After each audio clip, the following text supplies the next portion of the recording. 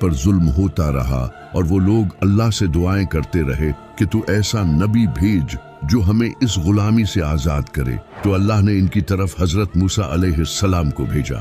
हजरत मूसा ने फिरौन को डिफीट करके बनी इसराइल को आजाद किया। हजरत मूसा अलैहिस्सलाम से कई सदियों बाद हजरत ईसा अलैहिस्सलाम का वक्त आया। उस वक्त बनी इसराइल फिलिस्तीन में रोमन्स के अंडर थे और करप्ट जूइश प्रीस्ट इनके इमाम थे और कई वक्त से इनमें कोई नबी नहीं आया था। बनी इसराइल एक मसीहा के इंतजार में थे और इनकी बुक्स में भी उसके आने की खबरें लिखी थी जो कि आज भी बाइबल में लिखी है। और फिर वो मसीहा हजरत ईसा अलैहिस्सलाम की सूरत में आया, लेकिन फिर भी बनी इसराइल ने इनके खिलाफ साजिशें की। तो अल्लाह ने हजरत ईसा अलैहिस्सलाम को आसमानों पर उठा लिया। हजरत ईसा अलैहिस्सलाम के बाद जब अरब में बुराई आम हो चुकी थी तो उस वक्त यहूदियों की बुक्स में एक अजीम नबी के आने की खबरें लिखी थी और उस वक्त यहूदी भी उस नबी का इसी तरह इंतजार करते थे जिस तरह आज मुसलमान इमाम मेहदी का इंतजार करते हैं। यहाँ तक कि आज भी बाइबल में वो प्रेडिक्शंस लिखी है। इसके बाद फिर नबी सल्लल्लाहु अलैहि वसल्लम ने ऐलान नबूवत किया।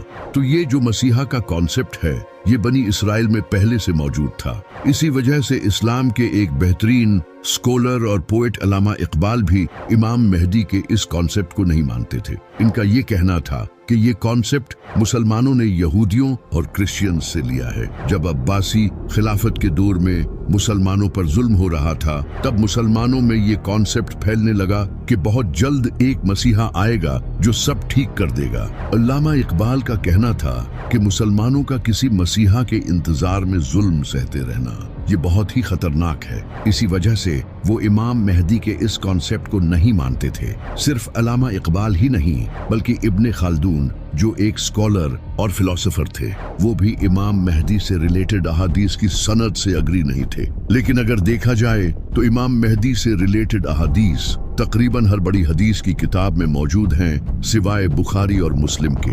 सुन्नी और शिया दोनों किताबों में कई अहादीस मौजूद हैं, वो भी बिल्कुल सही सनद के साथ। सिर्फ इस्लाम ही नहीं बल्कि दुनिया के आज हर बड़े मजहब की किताबों में एक मसीहा के आने की प्रेडिक्शंस मौजूद है। जैसा कि मेसोपोटामिया में एक चरवाहे का जिक्र मौजूद है जो कि मसीहा होगा और इजिप्ट में एक ओसिरिस नाम के इंसान का जिक्र है जो कि जमीन को दोबारा जिंदा करेगा। इसी तरह ज़ोरोआस्ट्रियन मजहब में एक ज़ाराथुस्ट्रा नाम के इंसान का जिक्र है जो कि आखिरी वक्त में पैदा होगा और एक बड़ी जंग लड़ेगा। इसी तरह हिंदू कल्कि अवतार को मानते हैं जो कि